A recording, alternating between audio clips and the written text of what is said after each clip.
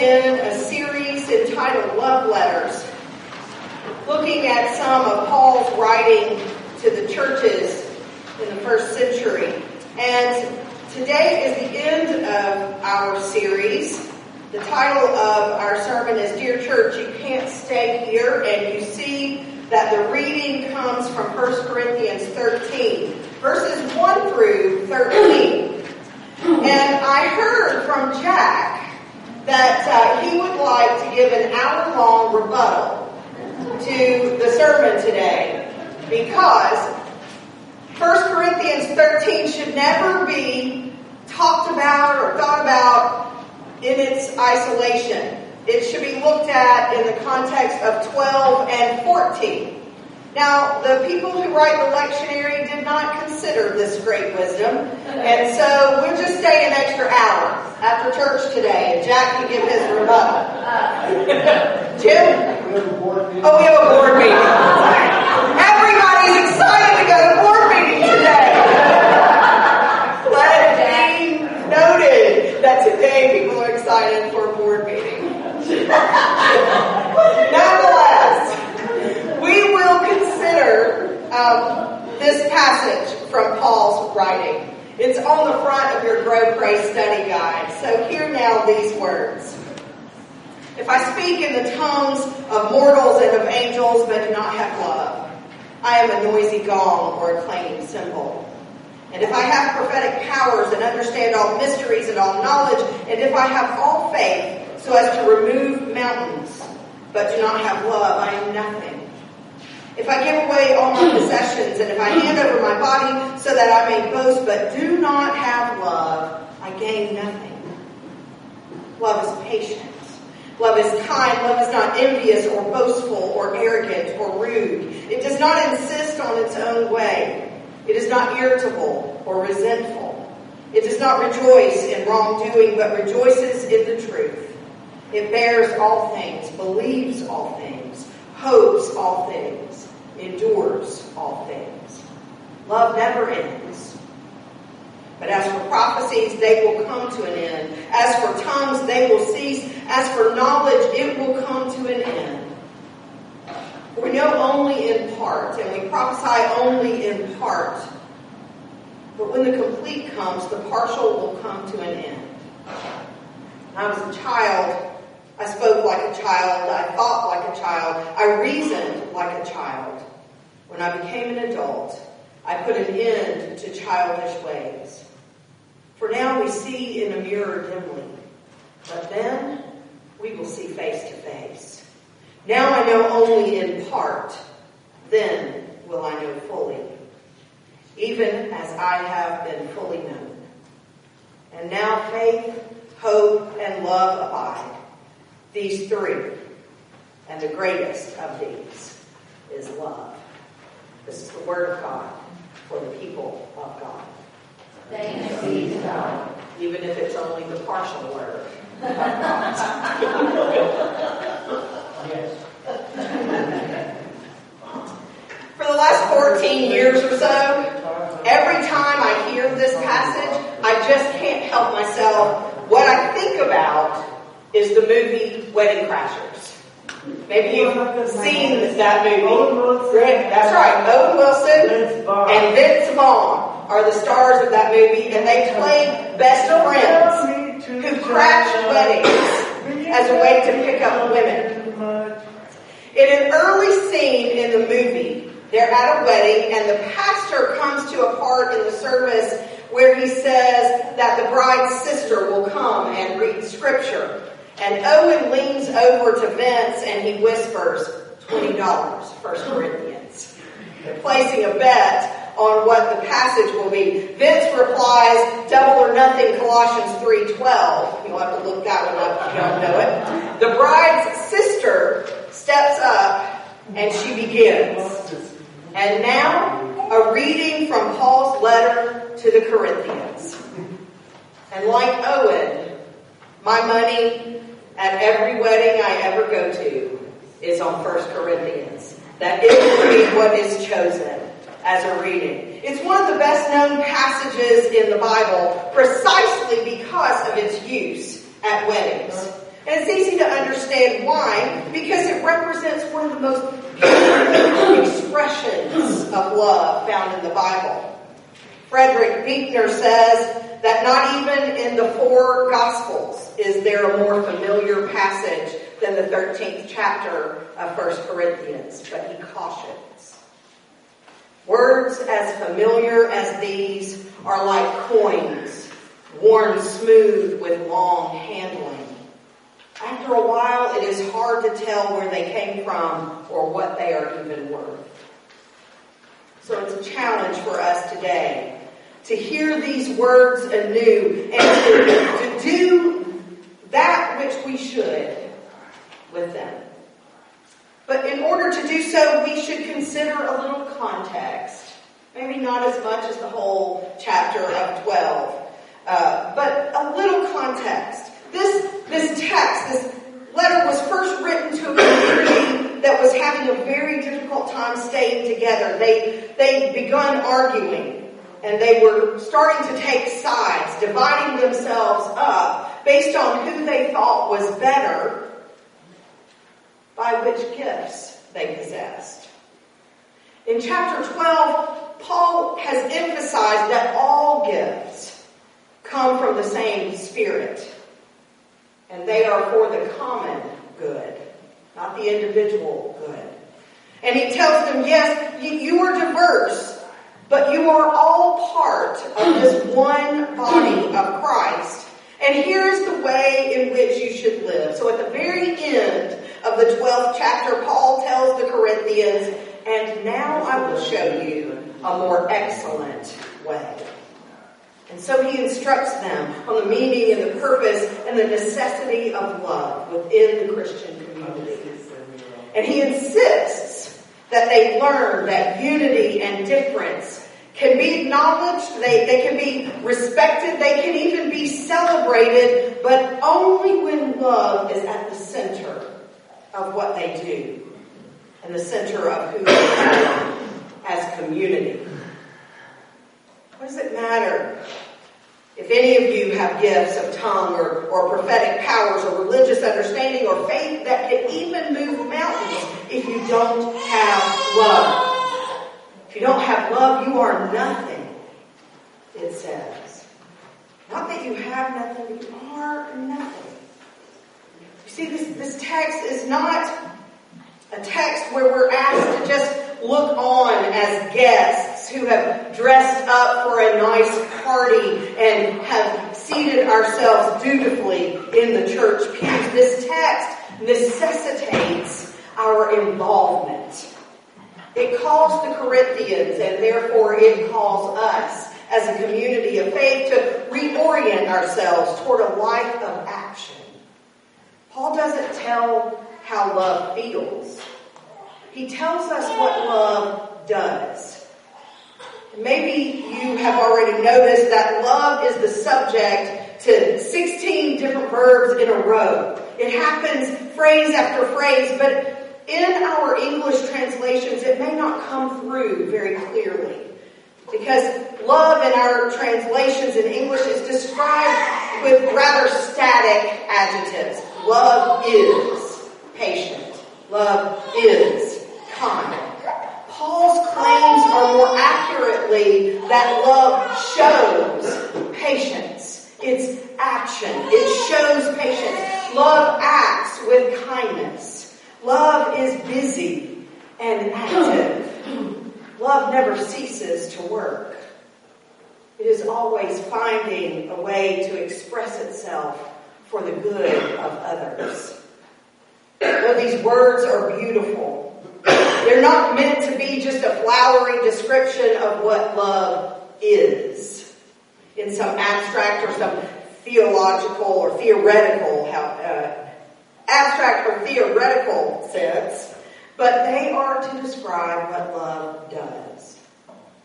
And did you notice that there's nothing in this passage about affection? The encouragement is not to feel more affectionate, but to understand what love is and then act on it. Though he doesn't give us a definition, Paul paints a picture for us of love.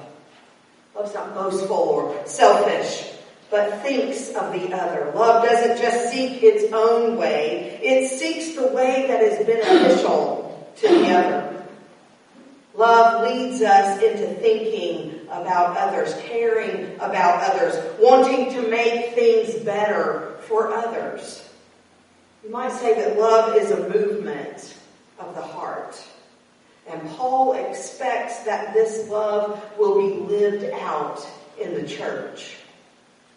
Love does. Not love is, but love does. That's the crux. And the question comes, what does love look like in action? How should the church live it out? I'm always taken back to Jesus' first stop back home as he begins his ministry.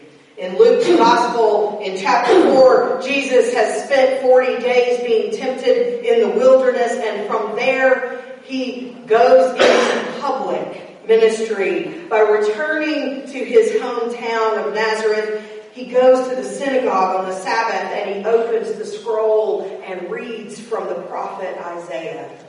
The Spirit of the Lord is upon me because he has anointed me to bring good news to the poor. He has sent me to proclaim release to the captives and recovery of sight to the blind, to let the oppressed go free, to proclaim the year of the Lord's favor. And when I think about that scene and hear those words from the prophet, think about Jesus reading those words, I think this is what love does. Love brings good news to the poor. Love looks for ways to bring freedom to those who are in bondage.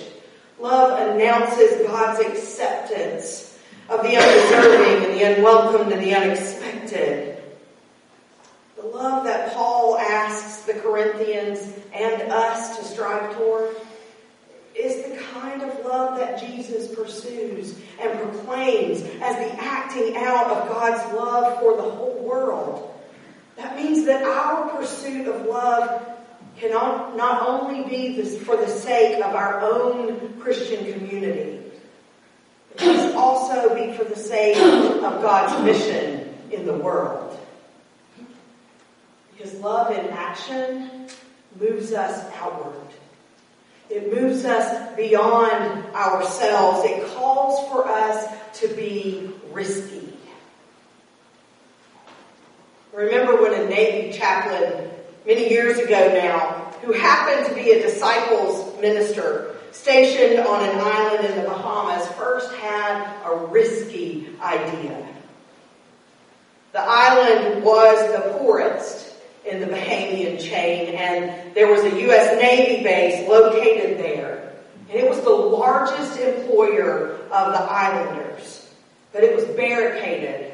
And the Bahamian people who worked there were able to receive the benefits of fresh food that they could buy at the base exchange. And they received fresh water, which was often in short supply on the island.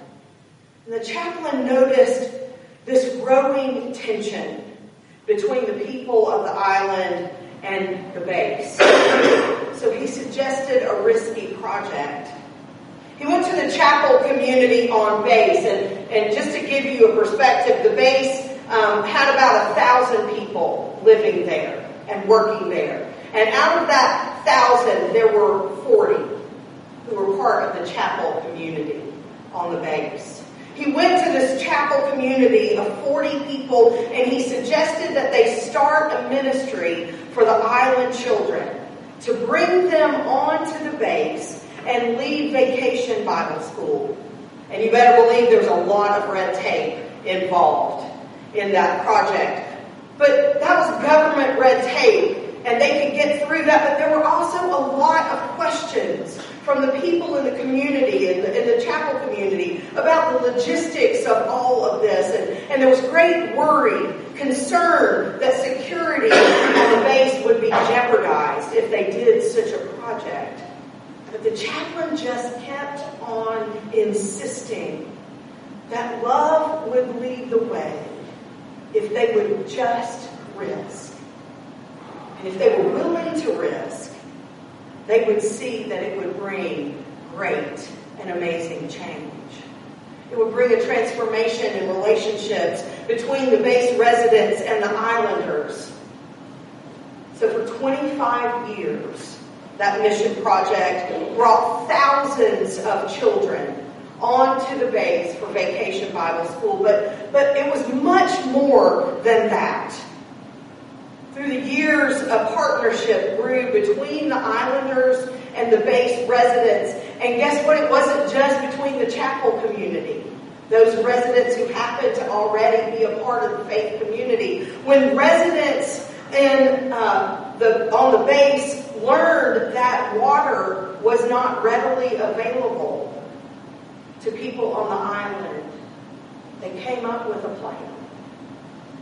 And they put in a water spigot outside of the base walls so that everyone on the island could come there and fill up jugs of free, clean drinking water. The base residents began listening to the children as they interacted with them. And they heard stories from the children about their schools and how they didn't have enough supplies or teachers. And people on the base began a tutoring program, going into the schools and reading with the children. They developed a program for math and science, what they were all already good at. This was a base filled with engineers. And they became teachers. This VBS ministry ended. The effects of that ministry continue to be lived out and will continue to be lived out, and lives will continue to be changed because of the plan that this one chaplain had for the community to act in love. Loving is always risky. Sometimes we worry about a mission or a ministry and we wonder if our efforts will fail. Sometimes we worry that we won't have enough resources to make a difference. But those are not the real risks of loving. Love is risky because there's no way to enter into it without being changed ourselves, without being altered or transformed. And so many of our questions that on the surface are questions like, can we pull this off? Do we have what it takes? They're really a way of masking a deeper question about love. Do I want this? Can I really open myself to the change that might happen within me? Can we in our community really open ourselves to the change that might come if we act in love? Loving, as Jan Richardson says, is never just about opening our heart to help others. It's about being willing to have our heart become larger as we make room for people and stories and experiences we never imagined holding. It is about being willing to have our heart become deeper as we move beyond the surface layers of our assumptions and our prejudices, in order to truly see and receive what and who is before us. It's about being willing to have our heart continually shattered and then remade as we take in not only the brokenness of the world, but also the beauty of it. This is love. And it will not allow us to remain the same. This is the disciple way. Our identity statement in the Christian Church Disciples of Christ says we are a movement for wholeness in a fragmented world. And I love that we are a movement. We are a people who are called to be on the move, moving out and forward, a people who will act on love. Paul essentially tells the community at Corinth, you cannot stay here. You have to move. You have to live in love and live out love. And yes, it will change you. Too often, I think we hear 1 Corinthians 13 as kind of a nice greeting card statement. It has that kind of effect that seems to flatten it down to this two-dimensional caricature of love, like love is a virtue that we just possess. But what Paul is urging the church to do is to see love as a compass for how to live, how to move, how to act in faith. And if you know how to use a compass, you won't get lost. If you learn how to live in love, you won't be lost.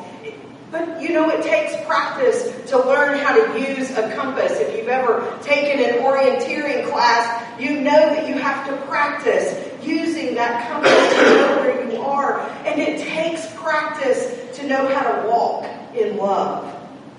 So maybe 1 Corinthians 13 would be truer to a human love if it read, love becomes patient. Love becomes kind. Love becomes less coercive or boastful or irritable or resentful. Love bears more and more things, believes more and more things, hopes and endures more and more things. We have to learn how to love to the extent that we live centered on God's perfect love. We succeed, and to the extent that we live centered in our own egos, we fall short.